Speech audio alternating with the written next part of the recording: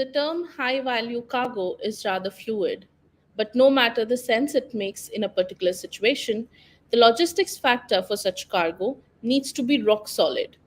Shippers' expectations, apart from timely delivery, include minimum risk of theft, loss, and damage.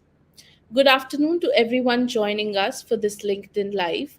I'm Rachayata Siddharth, and on behalf of Logistics Insider, I welcome you all to today's freewheeling session. This session is powered by ABLOY and themed on ensuring the security of high value goods during transit. In what I'm convinced with will be an engrossing session led by a seasoned shipper and a renowned brand for secure logistics, we will be witnessing an exchange of gripping information about secure logistics market in India, its trends, challenges, and a lot more. So without further ado, let me introduce our audience to our guests for today.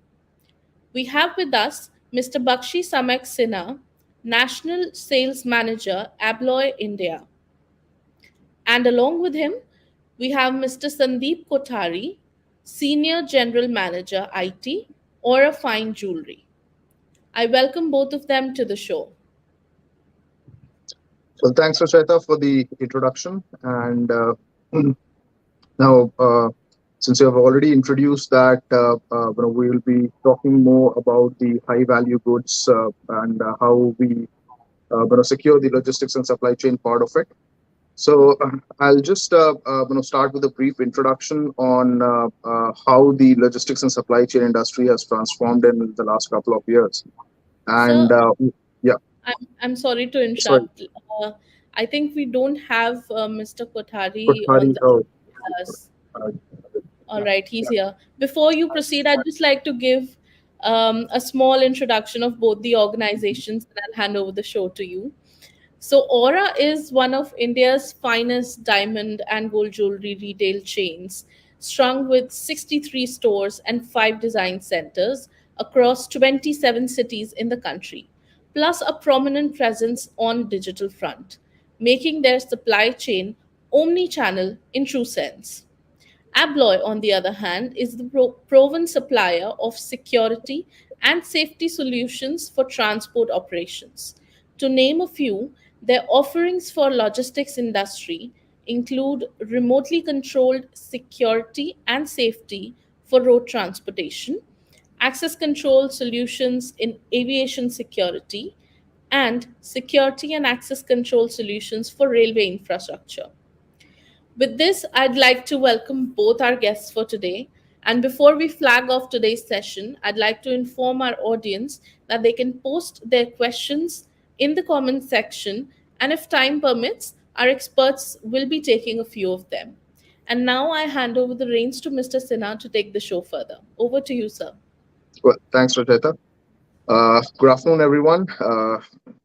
Now, uh, as I started early, what we're discussing today is how do we really secure the logistics and supply chain operations for high value goods.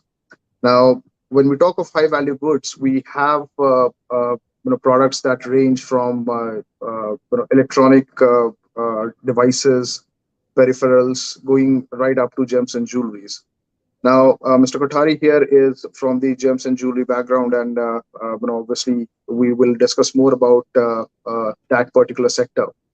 And just to give you an understanding that gems and jewelry sector contributes to about 7% of the GDP and roughly accounts for 12% of our exports. So looking at the kind of business volumes that it generates and obviously securing the high value goods, especially in the gems and jewelry sector, becomes all the more important. Now, before we get into the solution part of it, as to we start answering questions on how we do things and what exactly is it we secure.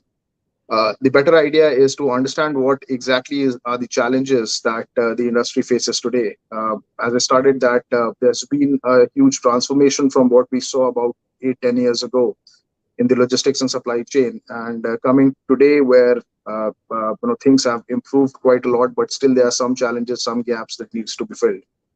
So I would just request Mr. Kothari to give us a brief idea about what are the challenges that the gems and jewelry industry today faces in terms of the logistics, both upstream and downstream. And from there on, we will discuss the solutions or the ways in which we can overcome these challenges. So, Mr. Kothari, if you could just give us a brief idea about the challenges that you normally face during the logistics and transportation of the gems and jewelries. Sure, Samak. So thank you, Rachita, for the kind introduction, and thank you, Samak, for asking us our pain areas which we are currently facing, and which predominantly, I'm sure, all the gems and jewelry industry, not only in India but across the globe, they might be facing these challenges. See, currently, what is happening? We are predominantly more into our real diamond jewelry. Now, as Rachita had mentioned that we have 63 outlets, we are spread across 27 cities. Now, to when people in this COVID, what we have learned is that that sitting at the comfort of home by doing video calling, and the physically people were going from our stores to the customers, that has made them lazy, honestly. So what has happened now? Now there is the people coming to stores have reduced. Now currently, yes, of course, it has reduced marginally, but we foresee that people will be relatively coming less inside the stores. So that is where now when we have to ship our goods or specific jewelry towards the customers, that is the high risk what we are facing currently. Of course, our guys are going, our employees are going towards that particular outlets and getting the goods and going to the customer's house. Now how do we secure that? That is the first line of security which we are expecting from partners, Shamak, like you all. That is one thing. And immediately second one is the reverse logistics.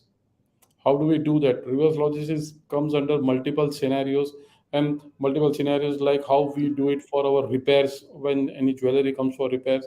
So now customers have stopped coming. They said, you please send someone to pick up the jewelry, because see, currently our average ticket value is close to 1 lakh rupees. So a customer who is spending 1 lakh rupees, Shamak, they will not come to the store. They will not like to come to the store. And especially after this COVID, they said, yeah, because of this, whatever hygiene issues or issues, health security issues, they don't want to come in spite of taking all the COVID measures. So these are a couple of things, those are of top priority where, if you can ease our pain areas, that will be of great help to us, Shaman. Right. So so as you discussed, last mile connectivity has been a very important part of our logistics and supply chain security component. So, discussing the entire security in the logistics and supply chain business, we largely have the transportation security, which accounts for I think the highest amount of pilferage, starting from your origin right up to the customer deliveries and destination points. That is one area where ABLOY has been working consistently for a lot of years now, and we have designed solutions and especially in terms of locking and related solutions that largely take care of the transportation security part. So now with the high value goods, especially gems and jewelries, we know that there are some set SOPs in place. Say, for example, if I talk about insurance as being one of the primary ones where the goods are insured. However, even to get the items insured, it's mandatory that you have a certain prerequisite in terms of security. Say, for example, like armored vehicles or vehicles that can withstand some sort of a theft and attack. Now, what we have seen largely in the industry till now is that when it comes to transportation of high value items, most of the companies use their own captive logistics. Reliability on third party logistics has been very less in that sense. So most of the companies that we deal with, we have come across that for these kind of their supply chain requirement, they have their own captive supply chain division that takes care of it. However, in the last couple of years, third party logistics have also come up with ways and means to carry on secure operations. And we have ensured that we have a complete control over the entire logistics and supply chain, especially related to transportation part of it. So we have solutions that largely control, monitor, and analyze the entire operations from the origin point right up till the destinations. Now, as you rightly mentioned, that offline retail for especially for gems and jewelries is something which is slowly we are seeing taking a shift towards more e-commerce oriented platforms. So, answering your question about how we do the last mile connectivity, now that is one part which I think both the industry experts, even security people like us, and people in the industry who actually have the responsibility for the products. Both are so far have been trying to, or rather find a very comprehensive solution when it comes to the last mile delivery, and especially the return transit. So return goods again is one of the challenges that we are facing, because the reliability on third party people there is very high as compared to our own captive divisions who take care of the logistics and supply chain security. So when I talked about the control, monitor, and analyze part, we largely have security apparatus which ranges from locking to access control, and everything being monitored, which can be controlled remotely. So largely we have a visibility and a traceability in terms of the transportation of goods from one place to the other. Okay. However, when it comes to the last mile connectivity, obviously the deliveries is something which is very human dependent. So there has to be an individual who has to go and deliver it to the customers, and then the same happens with the returns part of it. Now, that is one area where for high value goods like electronics, we have deployed a couple of solutions, or we are rather working on a couple of solutions which we have seen in recent times, or have designed in recent times. Now, largely the challenges that we face is during return, or even for last mile deliveries.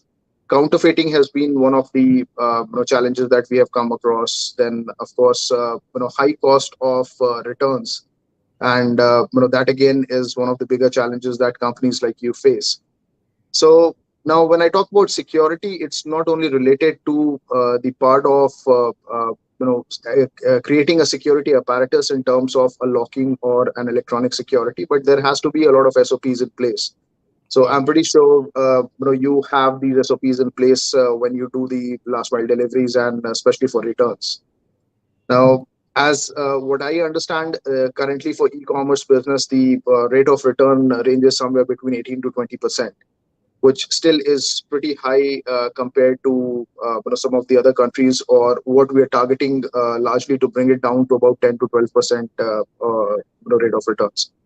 So now, what I understand is that security in terms of a device-based security solution is not something which really answers the question. So when I talk of security, it has to be a comprehensive solution that takes that includes largely a lot of policy and SOPs in place. So now, when we define the return policies, again, that is one of the biggest challenges that we see, that in India, especially, we have a lot of cash on deliveries that happen, and the return policies are not very stringent.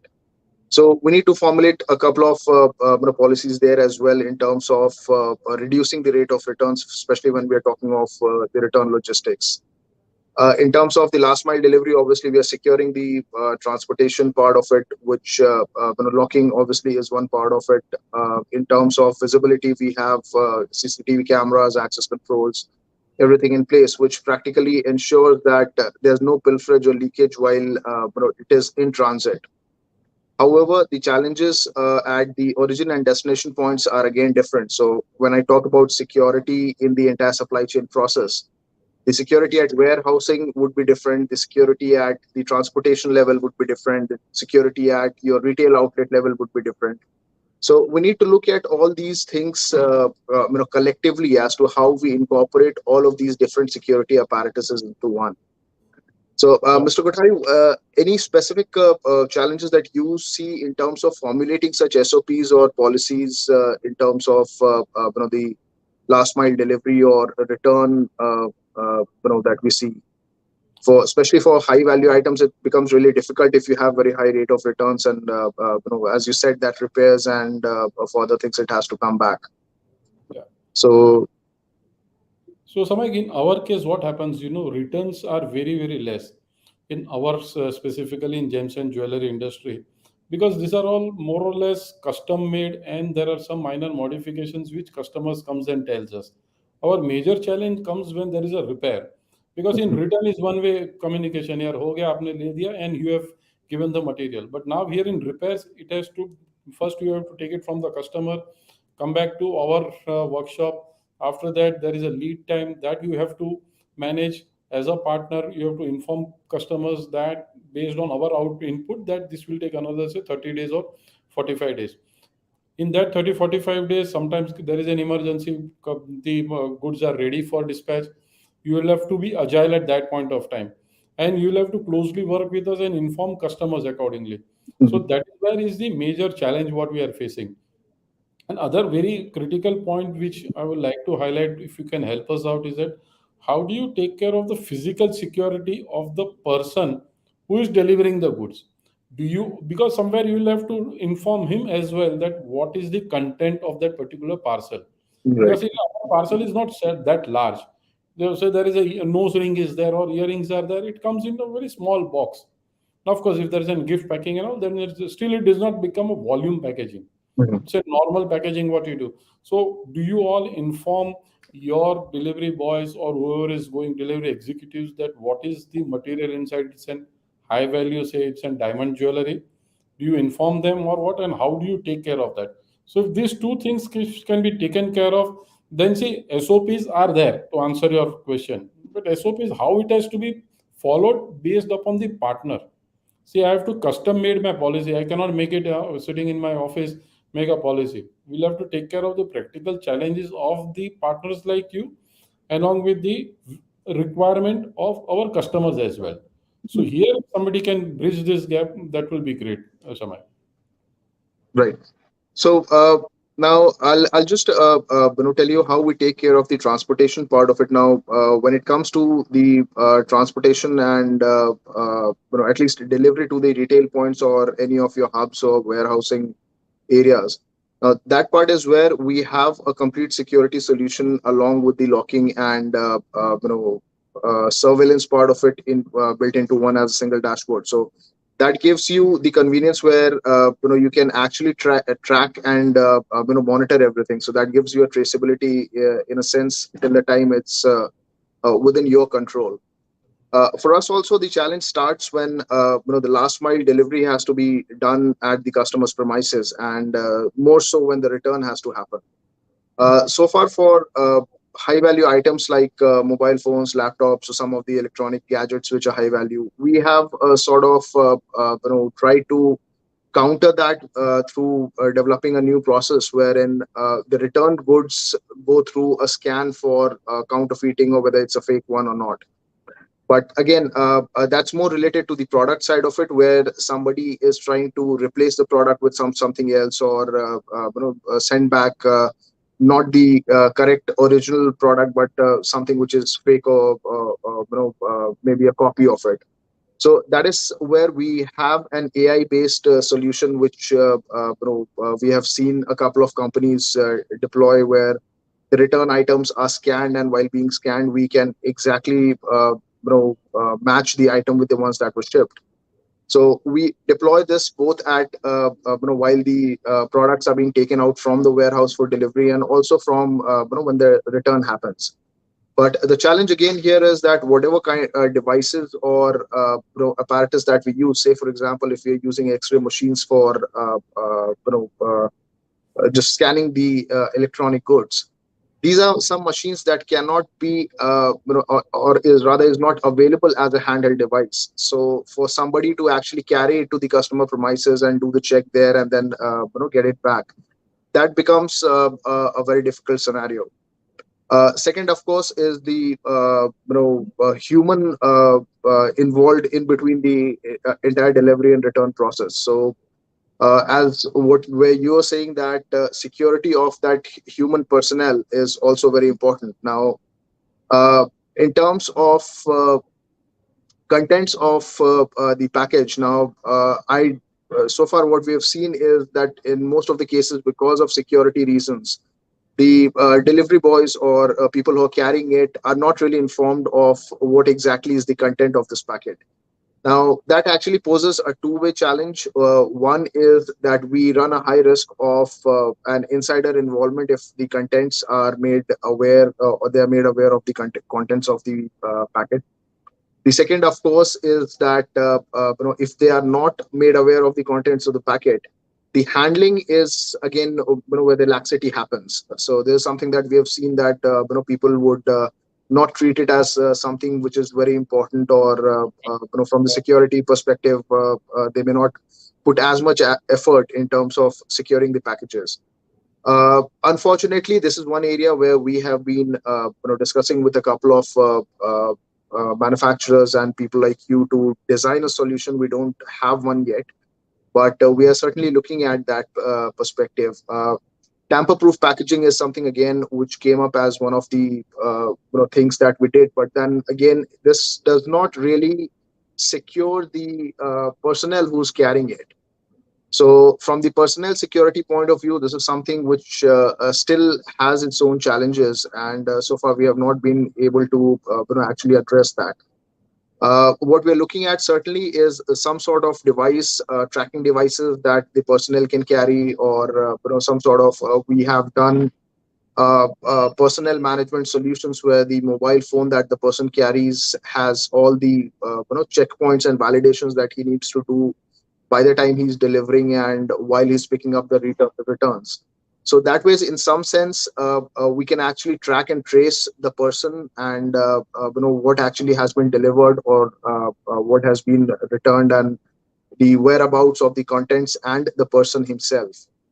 However, given the kind of operations that we have in India, the actual gap still exists between till the time the person gets the product back to your repairs warehouse, or to whatever place that your zonal or warehousing area is.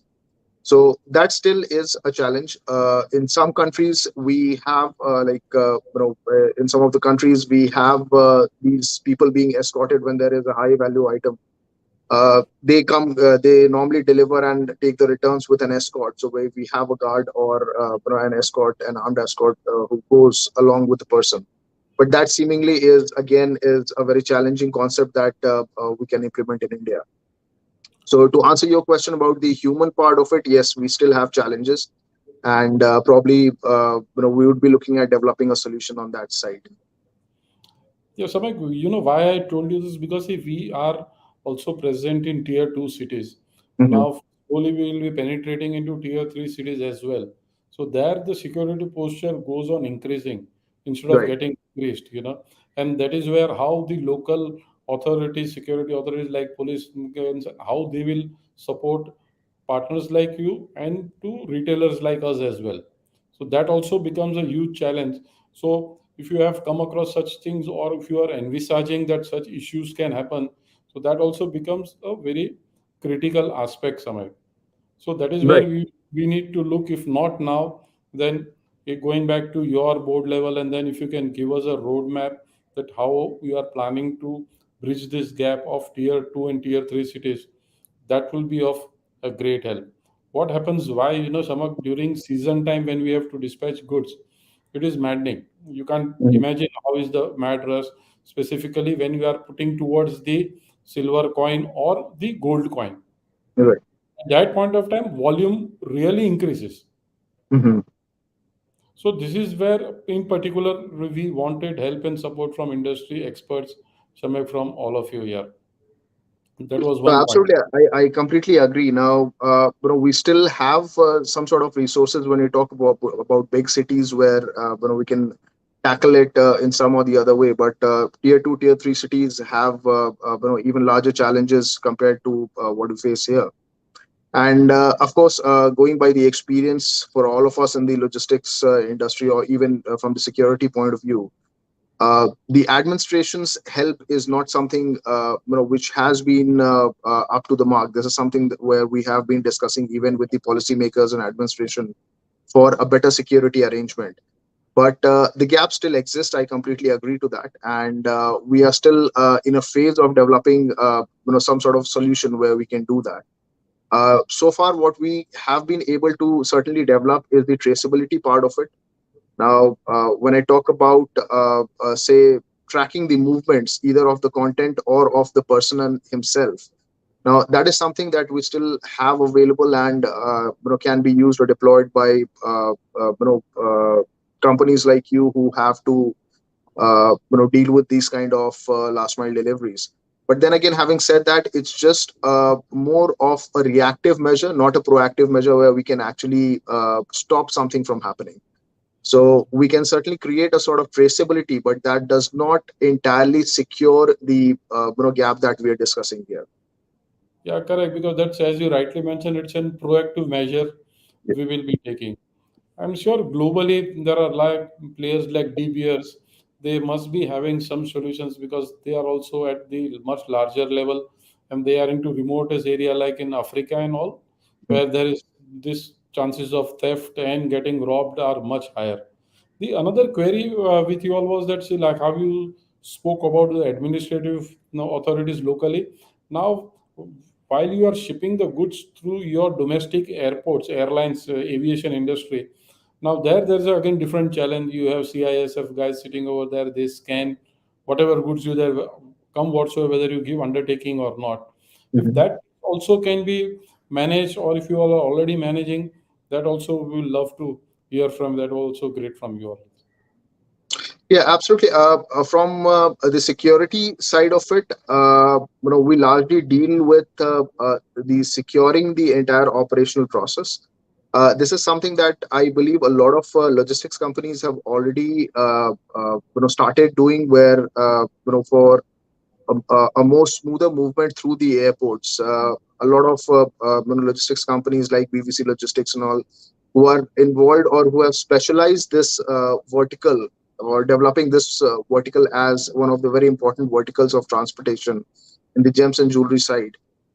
They absolutely certainly have a much better understanding with the airport authorities now for the smoother movement of goods and proper traceability of it.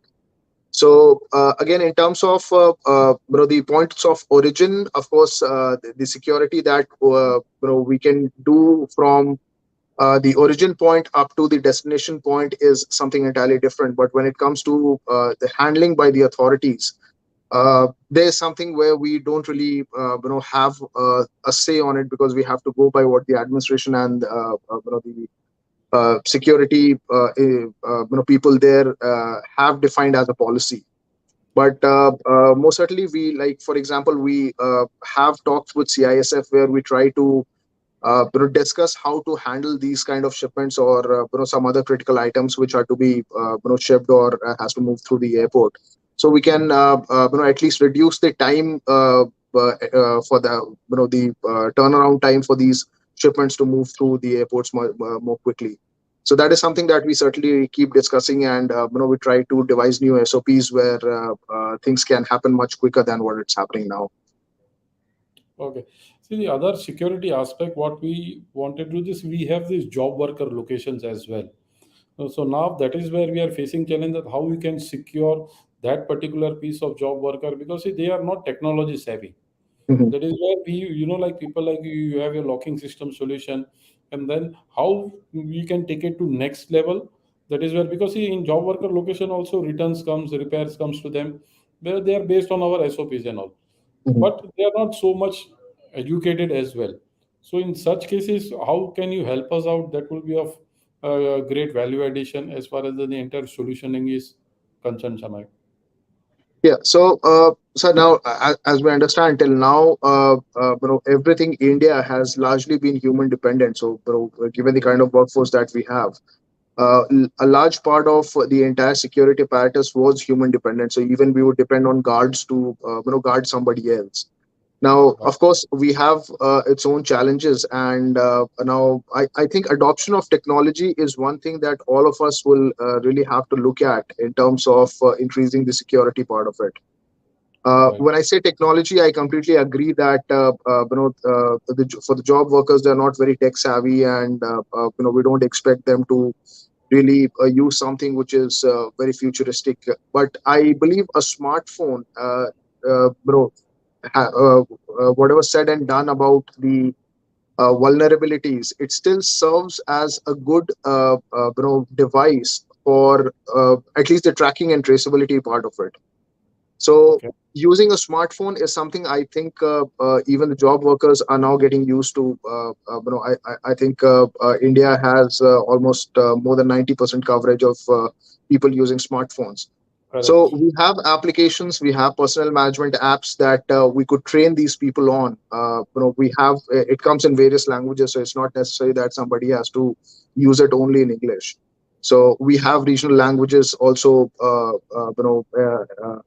with the applications that we provide. So people in their own language can start using those applications, and at least some part of the security in terms of the tracking and traceability part is something that can be answered there. So I think technology adoption is something that all of us will have to take up to. Some sort of improvements are certainly required at that stage. As you rightly said, Samyak, that penetration has already started happening. If you see these UPI payments and all what we are doing, so that has got a humongous response. So Right. that is one positive thing which has happened, which will help people like at a much larger extent, Samyak. Very nicely cut it. Apart from this, I wanted, since we are into security, may not be a bit just quick 1 minute if you can tell us. Well, you do it surveillance also, right? And access control also, apart from shipping of high value goods in the transit, right? If I'm not correct, if I'm not wrong. Yes. So locking, surveillance, and access control is part of the total solution that we provide. Surveillance again, given the requirement, if there's requirement only for the surveillance part, we do take up that separately. However, Okay. surveillance again, as I was just discussing, that surveillance again is more of a reactive measure. It's not a proactive measure for which Agreed. can stop something from happening.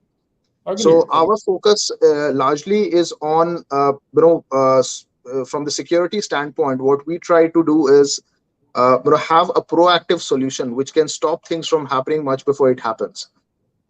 Surveillance again is one part of that solution. So access control, surveillance, locking, all of that put together, creates that complete apparatus that can actually prevent these pilferages from happening.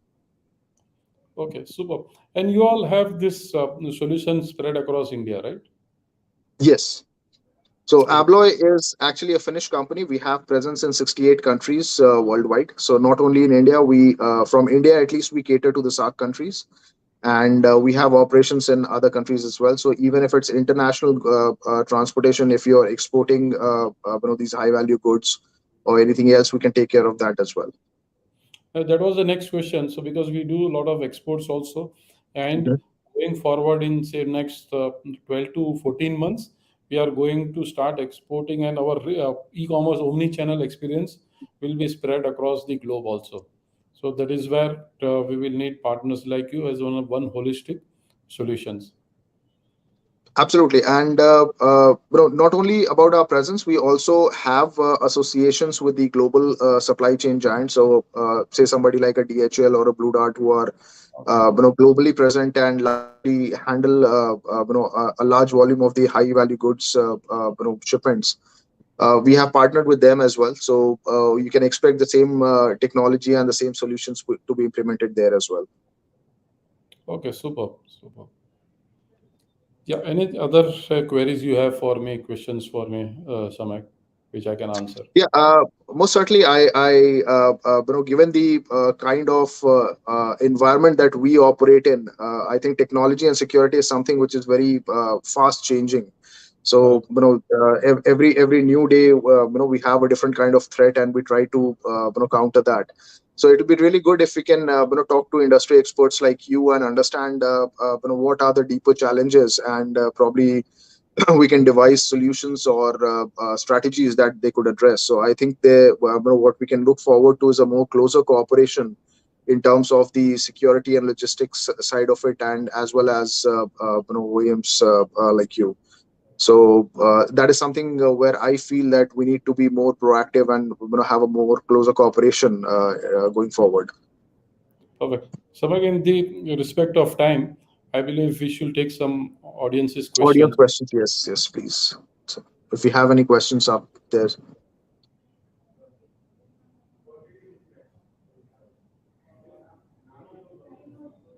yeah, Rachata, I think you are on mute. Yes, so I was just going through the questions actually. Um, I think there are more of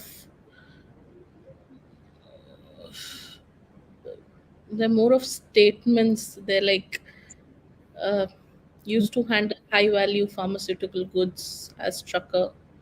Okay, let's take this. There's someone called Richard Joseph, and he Mhm. says used to handle high value pharmaceutical goods as their trucker. During loading, our problem is short packed cartons, but we cannot check because cartons are sealed. Correct. Uh, yeah. So to address this concern, what we have, as I was discussing, that there is a scanning solution that we are deploying at with most of the e-commerce warehouses, where these short supplies or incorrect items can be identified. Now, that is from the warehousing part of it. Same is with the return shipments. If something comes back, we have a scanner in place which scans for these items, and make sure that it's not a fake product or an incorrect return which has come back. The challenge here is that largely, since it's a very new concept and largely limited to the hardware capability, scanners and X-ray machines are something that we use in this case, and they are largely restricted so far to electronic goods, or at least where we can have some sort of an RFID tag or the tags that can be read by these scanners. We are slowly getting ahead on developing this as one of the very important areas for other product categories as well. Again, when talking of pharmaceutical contents, we do have tags, or we can design tags that can be put on each batches, and that can be scanned for appropriateness of quantity and the correct product which is being shipped out. So that is something which a part of it is already in place, and we're developing the solution for that as well. He also talks about pilferage being a continuous problem. Yeah, so see, this entire when I talk about security, security is not only related to any one device, or maybe one very specific sort of apparatus being used. We have to look at security from multiple standpoints, where multiple security apparatuses would be required to design a complete solution. So, as I said, that at the warehouse level, you would have a different security apparatus, while if we talk about the transport part of it, would have a different security apparatus. So, all of this has to work together to control the pilferage. Now, pilferage happens at different points. So we have to identify those points, the gaps that exist. So far, we have been able to minimize a lot of pilferage at the warehousing level. We have been able to minimize pilferage at the transportation levels, where we make sure that once the container is logged or it's sealed, it can be opened only at the destination point, and within the entire transit, it is continuously monitored and can be seen, can be traced. So these sort of solutions do exist, and of course, when we're talking of security, we certainly have to look to upgrade these technologies for our own purposes. So I think most from the logistics partners, this is something that they would also have to adopt to if they're looking for that kind of a security. Right, right. There's also Paul Sims. He says that we have seen a unique European product to lock, track, and know when the box is opened. It's better than RFID, covers delivery and returns. Would you like to say something about this? Yes. So again, this is what I was talking about. That there are devices that are available. So what we normally most commonly use is RFID tags for these kind of scanning, tracking, and largely related to in transit goods. Uh, as far as tracking is concerned, tracking again is a GPS based thing. Any tracking device that I use has to have GPS on it. Otherwise, there cannot be a continuous tracking of any such product. Yes. Uh, going going by a product being available, yes, there are multiple products that are available. We certainly have not seen a lot of it being implemented in India because of cost issues. Of course, in Europe or even in South Africa, we have a couple of products that we use, but we have not been really able to penetrate that into the Indian market or with the Indian logistics industries. However, we are trying to develop all these technologies indigenously within India, where it brings us at least a better cost of acquisition for our logistics partners. So we're certainly working on that. Right, right. Rachita, before you go ahead, just one small thing, Samay, we will be interested in these products, whatever you have globally, by the time Mhm. we do this thing. So we can take it offline, please. Yes, absolutely. We can discuss. There are certainly products and solutions that are available. So we can certainly look at how we can integrate that with our own solution and offer as per the requirement. So if you have a customized requirement, we can certainly look at that. Sure, thanks. Sorry, Rachita, you can go ahead No, now. no, sir, that's okay. All right, so I think we don't have anything more to discuss when it comes to audience questions or comments. So we'll just wrap this up. And I'd like to say that, I was listening to what both of you were talking about, and definitely logistics and supply chain has gone through a major transformation.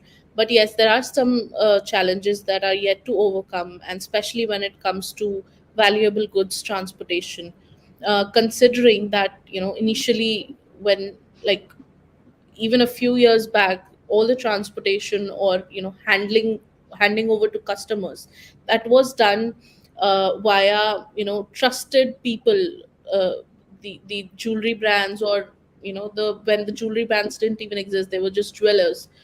So yes, the traditional brick and mortar setup is losing preference at the customer's end, and there's also a part of reliability in terms of in-house and third-party logistics. But as logistics service providers amp up their game for entire gamut of high-value goods transportation, there is hope that the time is not far away when shippers will be able to sit back in peace as their shipment makes its way to the customer doorstep. With this, I'd like to wrap up this session. Thank you so much, Bakshi and Sandeep sir, for this intriguing session. I'd also like to thank our audience for joining us today. We'll soon be back with another LinkedIn Live for you. Thank you so much, everybody, and have a great rest of the day. Bye bye. Good. Thanks, Samay. Thanks, Thanks, Rachita. Mr. Kothari. Thanks, Rocheta. It's been a Bye for pleasure. now. Thank you. Bye.